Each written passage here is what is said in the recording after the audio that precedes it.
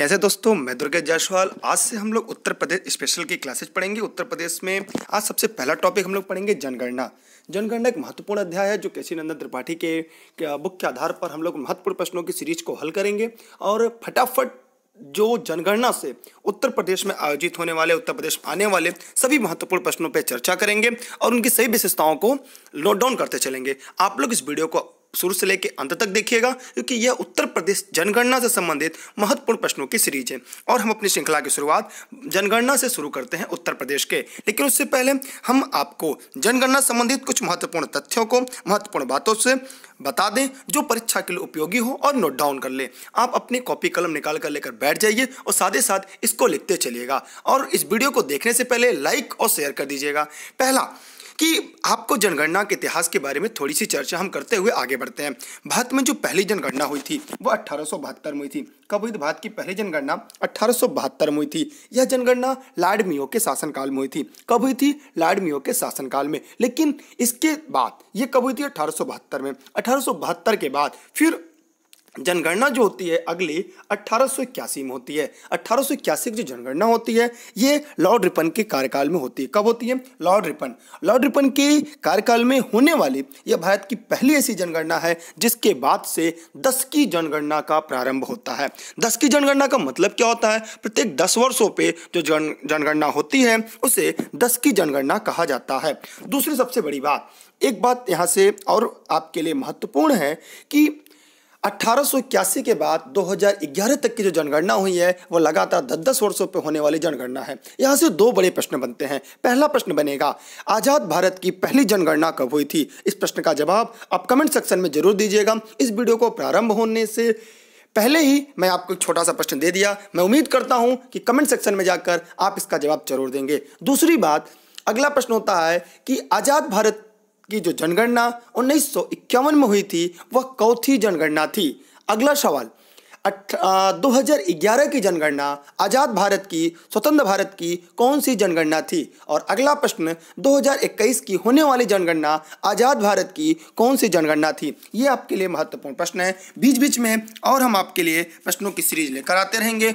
और उत्तर प्रदेश स्पेशल को और बेहतर बना देंगे। आपको पता होना चाहिए कि वर्ष 2011 में राज्य के, उत्तर प्रदेश राज्य के कुल 71 जिला, 312 तहसील और 648 नगरों में 267 नगर जनगणना नगर तथा 1,06,774 गाँव में हुई थी और यह एक 15वीं जनगणना थी। कौन सी जनगणना थी? 15वीं जनगणना थी। कौन सी थी? यह एक 15वीं जनगणना थी। आप ये जानते रहिएगा, यहाँ से महत्वपूर्ण प्रश्न आपके लिए आ सकते हैं। इसके अंतिम आंकड़े 31 मार्च 2011 को जारी किए गए थे। कब? 31 मार्च 2011 को इसके अंतिम आंकड़े जारी कर दिए गए थे, जबकि इसके अंतरिम आंकड़े एक अनंतिम आंकड़ा होता है। अनंतिम, अभी आगे इसके बारे में हम बात करेंगे। अनंतिम आंकड़ा जो हुआ था वह 31 मार्च को 2011 को जारी कर दिए गए थे, जबकि अंतिम आंकड़े 2 वर्ष 1 माह बाद अर्थात 30 अप्रैल 2013 को जारी किया गया था। राज्य स्तर पर अगर अंतिम जनगणना के आंकड़े देखें तो 29 मई 2013 को जारी किए गए और आगे हम 2011 की जनगणना संबंधित महत्वपूर्ण अध्यायों को एक एक कर पढ़ते चलेंगे। तो इस प्रकार हम लोगों ने साक्षरता से जुड़े हुए महत्वपूर्ण तथ्यों को देख लिया। ठीक है, अगर सर्वाधिक पुरुष साक्षरता में देखा जाए तो भी गौतम बुद्ध नगर है, सबसे कम में देखा जाए तो श्रावस्ती ही है। चलिए आगे बढ़ते हैं अगले प्रश्न की तरफ। अगला प्रश्न आपके सामने आ चुका है, प्रश्न नंबर 3। तो प्रश्न नंबर 3 एक बार पढ़ लेते हैं, उसके विकल्प उसके नीचे हैं। क्या है? जनगणना 2011 के अनुसार निम्न में से कौन सा सर्वाधिक साक्षर है? प्रश्न को ध्यान से पढ़ लेते हैं। निम्नलिखित में से कौन सा सबसे अधिक साक्षर है? किसके मामले में? जनगणना 2001 के अनुसार। ठीक है, प्रश्न आपने पढ़ लिया। अब आते हैं इसके विकल्प की तरफ। विकल्प है आपका बौद्ध, ईसाई, जैन और सिख। 2001 की जनगणना के अनुसार, प्रश्न को एक बार वापस हम रिपीट करते हैं। 2001 की जनगणना के अनुसार निम्न में से कौन सा सर्वाधिक साक्षर है? जल्दी से कमेंट करिएगा। बौद्ध हैं, ईसाई हैं, जैन हैं, सिख हैं। आपका जवाब कमेंट सेक्शन में जरूर आना चाहिए। मैं इंतजार कर रहा हूं कि आपके प्रश्न का जवाब सबसे पहले मिलना चाहिए क्योंकि यह आपके परीक्षा के दृष्टिकोण से बहुत सारे तथ्य ऐसे हैं जो महत्वपूर्ण हो सकते हैं। इसका उत्तर क्या है आपका? जैन है। क्या होगा? जैन है। यहां से मैं आपके लिए कुछ महत्वपूर्ण बातें बता देता हूं, फिर मैं आगे बढ़ता हूं। चलिए इसके बाद हम एक एक करके कुछ तथ्यों पर बात करेंगे। देखिए विश्व के संदर्भ में देखा जाए उत्तर प्रदेश आबादी में चीन के बाद, भारत, अमेरिका, इंडोनेशिया के बाद 5वें स्थान पर आता है। ध्यान से देखिएगा, अगर भारत की जनसंख्या की बात करें तो चीन के बाद दूसरे नंबर पर आता है, लेकिन जब हम उत्तर प्रदेश की बात करते हैं तो विश्व में 5वां स्थान रखता है। पहले पे चीन, भारत, अमेरिका, इंडोनेशिया के बाद उत्तर प्रदेश आता है। सोच लीजिए भारत का क्या, जबकि एक बात आपको जानने योग्य है कि भारत में जनसंख्या तो दूसरे स्थान पर है, लेकिन अगर हम क्षेत्रफल के दृष्टिकोण से देखते हैं तो 7वें स्थान पर है। लेकिन उत्तर प्रदेश की बात करें तो उत्तर प्रदेश जनसंख्या में पूरे देश में, मतलब भारत में पहले स्थान पे है, जबकि क्षेत्रफल के दृष्टिकोण से चौथे स्थान पर। क्षेत्रफल में चौथा, जनसंख्या में पहला। उसके बाद एक तथ्य आपको और जानने योग्य है, वो ये है कि उत्तर प्रदेश क्षेत्रफल में सबसे बड़ा, चौथे स्थान पर पहले में राजस्थान है, दूसरे में मध्य प्रदेश, महाराष्ट्र, उसके बाद चौथे पर आता है। उत्तर प्रदेश में कुल देश की लगभग 16.5% जनसंख्या निवास करती है, लेकिन क्षेत्रफल कुल क्षेत्रफल का मात्र 7.3% है। यह भी आपके लिए ज्ञानवर्धक और महत्वपूर्ण चीजों में से एक था। अगला प्रश्न आपके सामने आ चुका है, प्रश्न नंबर 4। मैं उम्मीद करता हूं इस प्रश्न का जवाब आप जरूर देंगे। अगर ये वीडियो आपको लग रहा है कि बेहतर है तो इस वीडियो के अंत तक बने रहिएगा और इस वीडियो को शेयर करना ना भूलिएगा। अगर आप वीडियो को शेयर नहीं करते हैं तो कहीं ना कहीं आप अन्य लोगों से महत्वपूर्ण जानकारियों को बचा ले जाते हैं। यहाँ पे है 2011 के अनुसार राज्य में शिशु लिंगानुपात क्या है। 2011 के अनुसार राज्य में शिशु लिंगानुपात क्या है। जबकि पहले मैं एक बात आपका स्पष्ट कर दूं, कंफर्म कर दूं, तब मैं आगे बढ़ूं। पहले तो लिंगानुपात क्या होता है, लिंगानुपात के बारे में बता दूं कि जो लिंगानुपात होता है वो 1000 पुरुषों में निवास करने वाली महिलाओं की संख्या को लिंगानुपात कहा जाता है। यहाँ पे शिशु लिंगानुपात की बात कही गई है। मैं सभी तथ्यों को पूरा स्पष्ट करूंगा। अगर 2001 में देखा जाए तो लिंगानुपात जो था वो 898 था। कितना था? 898 था। लेकिन अगर हम 2011 की जनगणना की बात करें तो यह बढ़कर 912 हो गया। कितना हो गया? 912 हो गया। ये उत्तर प्रदेश की बात कर रहे हैं। किसकी? हम उत्तर प्रदेश की बात कर रहे हैं। अब आगे हम लोग देखें, यहाँ पे पूछा है कि शिशु लिंगानुपात क्या है। प्रश्न में क्या आपका पूछा है? 2011 की जनगणना के अनुसार शिशु लिंगानुपात क्या है? तो ये होगा आपका 902। क्या होगा? इसका उत्तर होगा 902। 902 के बारे में अन्य तथ्य आपको बता दें, शायद आपकी परीक्षा के लिए महत्वपूर्ण हो जाएगा। यह 2001 में 916 था। यह 2001 की जनगणना के अनुसार 916 था, किंतु 2011 की जनगणना में इसे गिरकर 902 हो गया है। आगे देखते हैं, यहाँ से एक भी प्रश्न आपका नहीं छूटेगा जनसंख्या से। और अगर एक प्रश्न पूछ दिया जाए कि उत्तर प्रदेश राज्य में सर्वाधिक कम और सबसे ज्यादा वाला देखा जाए तो कौन है? सबसे ज्यादा लिंगानुपात किसमें? शिशु लिंगानुपात। सबसे ज्यादा शिशु लिंगानुपात की बात किया जाए तो बलरामपुर सबसे ज्यादा है और बागपत सबसे कम है। यह आपके लिए महत्वपूर्ण है। आगे बढ़ते हैं, अगला प्रश्न आपके लिए महत्वपूर्ण है। मैं उम्मीद करता हूं इस प्रश्न का जवाब आप कमेंट बॉक्स में जरूर देंगे। 2011 की जनगणना के अनुसार राज्य में महिला आबादी कुल आबादी का लगभग कितना था? जरा कमेंट करके आप बताइएगा आप लोग।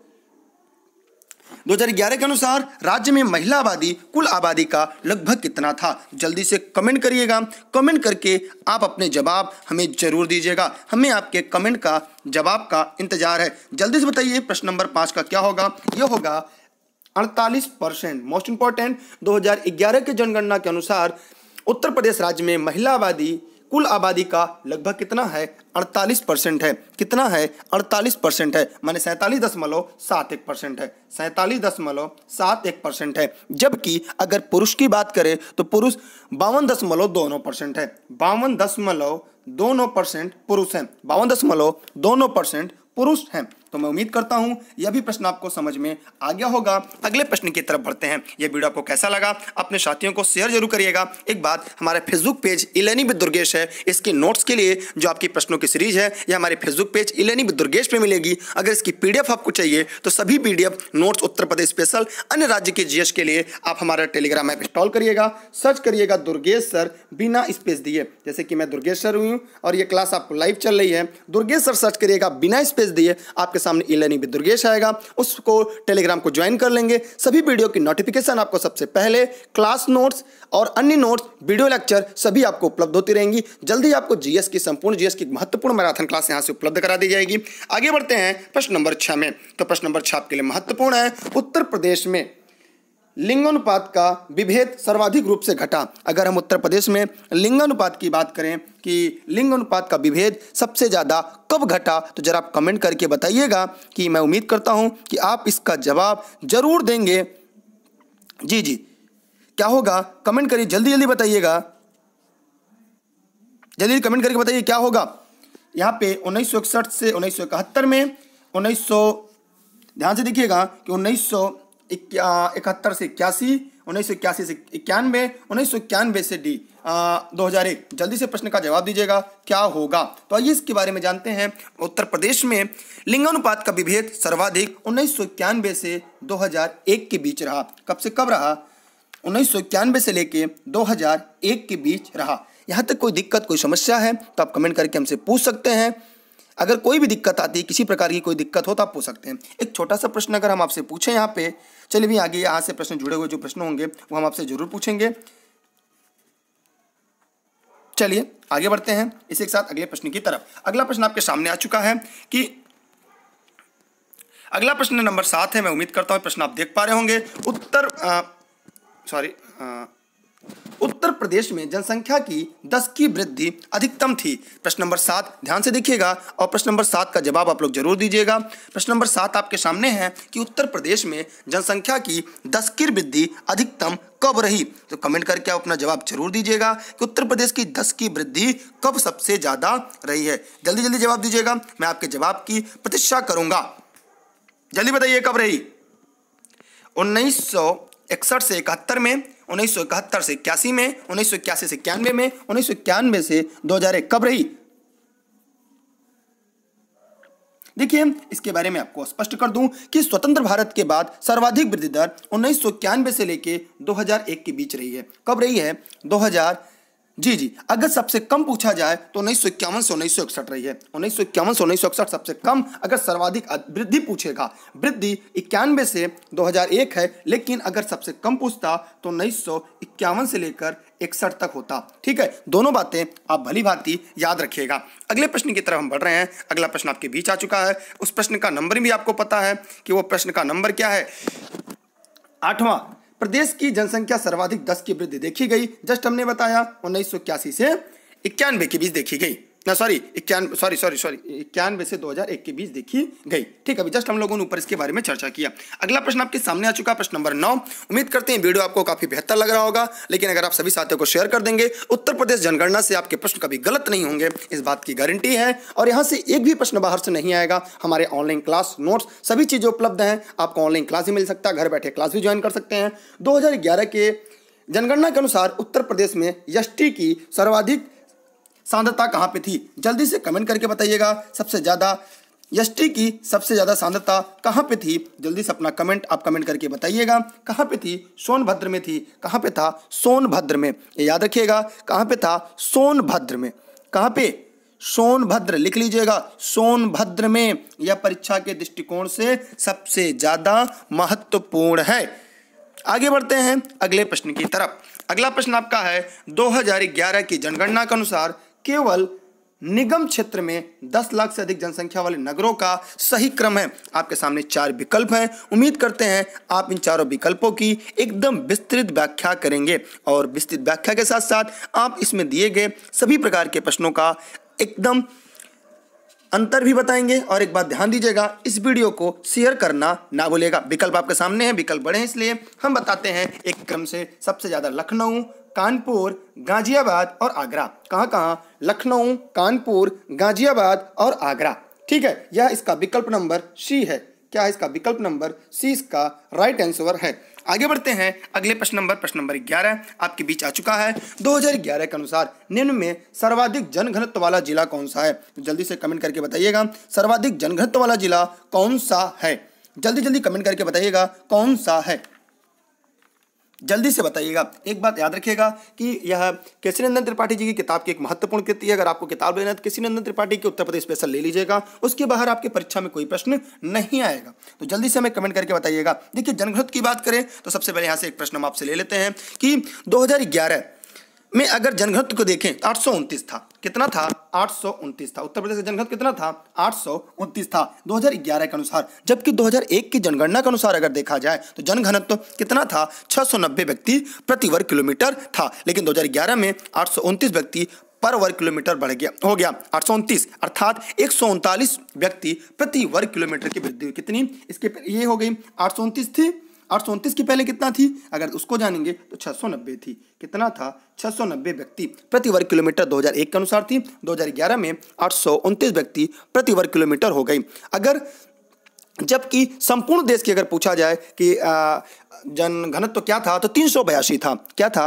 382 था। चलिए अब आते हैं इसके प्रश्न के जवाब पे। 2011 के अनुसार निम्न में सर्वाधिक जनघनत्व वाला जिला कौन सा था? तो जल्दी से आप अपना कमेंट करिएगा, कमेंट करके जवाब जरूर दीजिएगा।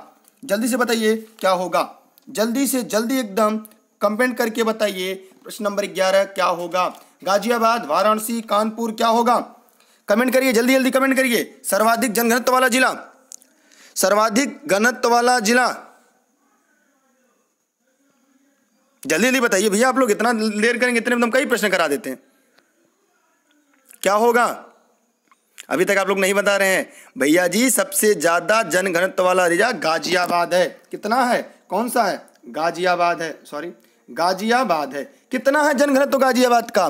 3,971 व्यक्ति प्रति वर्ग किलोमीटर है। जबकि वाराणसी दूसरे स्थान पर है, 2395 व्यक्ति प्रति वर्ग किलोमीटर। लखनऊ तीसरे स्थान पर है, 1816 व्यक्ति प्रति वर्ग किलोमीटर। और कानपुर नगर पांचवें स्थान पर है, 1452 व्यक्ति प्रति वर्ग किलोमीटर में। यहाँ अगर न्यूनतम पूछता तो न्यूनतम सबसे कम जनघनत्व वाला जिला जो है ललितपुर है, 242। सबसे कम जनघनत्व वाला जिला ललितपुर है। कौन सा? ललितपुर। कितना मैंने बताया? 242 व्यक्ति प्रति वर्ग किलोमीटर। अगला है प्रश्न नंबर 12। 2011 के अनुसार, जनगणना के अनुसार सर्वाधिक स्लम आबादी वाला जिला कौन सा है? यह प्रश्न आपके लिए काफी महत्वपूर्ण है। मैं उम्मीद करता हूं आप इसका जवाब हमें जरूर देंगे। प्रश्न आपके सामने है, अगर आप कहेंगे तो मैं प्रश्न को दोबारा तिबारा पढ़कर मैं सुना दूंगा, ताकि आप लोग इस प्रश्न का जवाब पूरे मनोयोग के साथ दें कि कानपुर, मेरठ, आगरा क्या होगा? जल्दी जवाब दीजिएगा, क्या होगा बताइए। कानपुर, मेरठ, आगरा, लखनऊ क्या होगा? स्लम जिला, स्लम जिला क्या होगा? जल्दी से कमेंट करके बताइएगा। इस वीडियो को शेयर कर दीजिए, क्योंकि ये क्लास आपको हम पूरी तरह से लाइव चला रहे हैं और हो सकता है वीडियो को बाद में भी देख सकते हैं और दोनों तरीके से देख सकते हैं। जी देखिए, 2011 से जनगणना के अनुसार राज्य की कुल आबादी में कुल स्लम जो आबादी है वो लगभग 9% है। कितना है? 9.5%। कितना है? 9.5% कुल आबादी का है। जबकि 2001 में यह लगभग 11% थी। यह कितना थी? 11% थी। अगर यहाँ पे देखा जाए स्लम आबादी वाला सर्वाधिक की बात कर रहा है तो सर्वाधिक में आएगा महाराष्ट्र। राज्य की बात करें तो महाराष्ट्र आएगा, फिर आंध्र प्रदेश, पंजाब, फिर उत्तर प्रदेश चौथे में आता है 9.5%। क्या आता है? 9.5%। लेकिन अगर राज्य की जिले की बात करें तो सबसे ज़्यादा मेरठ में है। सबसे ज़्यादा कहाँ पे? मेरठ में है। कहाँ पे स्लम आबादी? मेरठ में है। मेरठ के बाद दूसरे नंबर पे आपका आगरा आता है, जहाँ पे सर्वाधिक अस्लम आबादी पे दूसरे पे, तीसरे पे कानपुर नगर, चौथे पे लखनऊ और पांचवें पे गाजियाबाद आता है। जो मैं आपको बता रहा हूं ये डाटा आप लिखते चलिएगा, ये परीक्षा के लिए एक रामबाण की तरह काम करेगा। अगला प्रश्न है 2011 के अनुसार सर्वाधिक नगरीय आबादी वाला जनपद कौन सा है? प्रश्न नंबर 13। मैं उम्मीद करता हूँ कि आप इसका जवाब जरूर देंगे, तो कमेंट करिएगा और जल्दी से जवाब देते रहिएगा और हम आपके जवाब के साथ साथ आपके साथ भी जुड़े रहेंगे, ताकि आपके प्रश्न के जो उत्तर हैं वो पूरी तरह से आ जाएं। लखनऊ, गाजियाबाद, कानपुर, गौतम बुद्ध नगर क्या होगा? 2000 सर्वाधिक नगरीय आबादी वाला। तो नगरीय आबादी वाला क्या होगा बताइए? सर्वाधिक शहरी आबादी वाले जिले अगर देखा जाए तो यहाँ पे गाजियाबाद पहले पे होगा, फिर लखनऊ दूसरे पे आएगा, कानपुर नगर तीसरे पे, चौथे पे आगरा, फिर मेरठ आएगा। इसलिए प्रश्न नंबर 13 का उत्तर जो है वो इसका बी राइट आंसर है। बी क्या है? इसका सही जवाब है या इसका राइट आंसर है। ठीक है। अगर कम में पूछता, अगर कम का पूछता तो सबसे कम क्या है? सबसे कम श्रावस्ती है, फिर कुशीनगर है, महाराजगंज, सुल्तानपुर, फिर प्रतापगढ़ आता है। आगे बढ़ते हैं प्रश्न नंबर 14 की तरफ। 2001 की जनगणना के अनुसार किस धार्मिक समुदाय का उत्तर प्रदेश में तीसरा सबसे बड़ा स्थान है? यह काफी महत्वपूर्ण प्रश्न आपका है और यह प्रश्न आप इसे हल करिएगा, इसका जवाब भी जरूर दीजिएगा। मैं उम्मीद करता हूं कि यहाँ पे पूछा है कि तीसरा सबसे बड़ा स्थान, तो तीसरा सबसे बड़ा स्थान किसका है? जल्दी से कमेंट करके बताइएगा किसका सबसे बड़ा स्थान है। जल्दी कमेंट करके बताइएगा। बताइए 2001 के अनुसार, अच्छा सॉरी, यहाँ पे 2001 की जनगणना के अनुसार पूछा है। 2001 की जनगणना के अनुसार क्या होगा? कमेंट करके बताइएगा। देखिए, अगर 2001 की जनगणना के अनुसार पूछा जाए, 2001 की जनगणना के अनुसार पूछा जाए तो इसका उत्तर बौद्ध, ईसाई, जैन या सिख क्या होगा?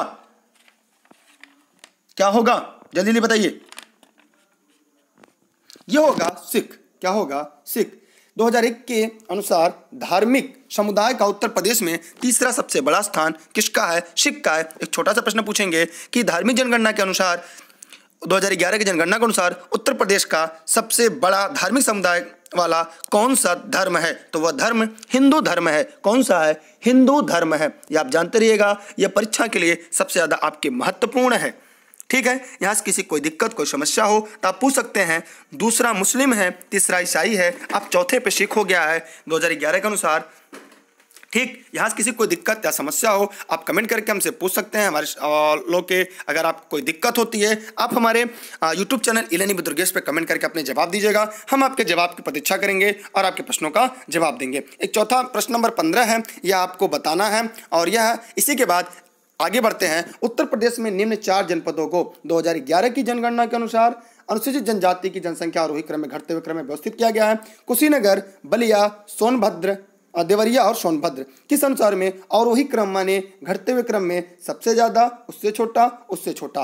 तो निम्न 4 जनपदों को 2011 की जनगणना के अनुसार घटते क्रम में व्यवस्थित करिए। आप इस प्रश्न का जवाब कमेंट बॉक्स में दीजिएगा। इस प्रश्न के उत्तर हम अगले वीडियो लेक्चर में आपके साथ उपलब्ध होंगे। तब तक के लिए इस वीडियो को अपने सभी साथियों को शेयर कर दीजिएगा। ये वीडियो कैसा लगा आप कमेंट करके जरूर हमें बताइएगा, क्योंकि इसके बाद हम एक पार्ट और लेंगे उत्तर प्रदेश की स्पेशल में जनगणना भाग 2, और उम्मीद करते हैं यह वीडियो आप अपने सभी साथियों को शेयर करेंगे। अगर अधिक से अधिक शेयर कर देंगे तो हम इसके अन्य तथ्यों पे बात करेंगे। एक छोटा सा प्रश्न हम आपसे पूछते हैं इस वीडियो के अंत में, उम्मीद करते हैं आप इसका जवाब जरूर देंगे। आप बताइएगा 2011 के जनगणना के अनुसार 2011 जनगणना का थीम क्या था? 2011 की जनगणना की प्रमुख थीम क्या थी? मैं उम्मीद करता हूं इसका जवाब आप कमेंट सेक्शन में जरूर रखेंगे। इस वीडियो को अपने सभी साथियों को शेयर कर दिएगा। ये उत्तर प्रदेश की सभी भर्ती परीक्षाओं के लिए महत्वपूर्ण है, जैसे कि सुपर टेट की बात किया जाए, अन्य राज्य की पुलिस की बात की जाए, राज्य में UPSSC की जो परीक्षाएं होती हैं, उत्तर प्रदेश लोक सेवा आयोग, उत्तर प्रदेश लोक सेवा आयोग में वर्तमान समय में BEO, RO, ARO, Uttar Pradesh लोक सेवा आयोग में PCS, इन सभी भर्ती परीक्षाओं के लिए UPSI, यूपी पुलिस, लेखपाल, इन सभी भर्ती परीक्षाओं के लिए यह वीडियो महत्वपूर्ण है। अगर आप हमारे फेसबुक पेज पर जुड़ना चाहते हैं तो वहां पे भी इसकी इमेज में मिल जाएगी या नोट्स आपको इलेनी विद दुर्गेश पे, और अगर आप हमारे टेलीग्राम पे जुड़ेंगे दुर्गेश सर सर्च कर बिना स्पेस दिए वहां भी आपको मिल जाएगी। और हमारी क्लासेज जौनपुर जनपद से संचालित होती है। जौनपुर में ऑफलाइन क्लासेज, ऑनलाइन क्लासेज घर बैठे ले सकते हैं। नोट्स आपको घर बैठे उपलब्ध हो जाएगी इलेनी विद दुर्गेश की। इसी के साथ आप सभी साथियों का बहुत बहुत धन्यवाद। Best of luck. जय हिंद, जय भारत। वीडियो को शेयर करना ना भूलिएगा।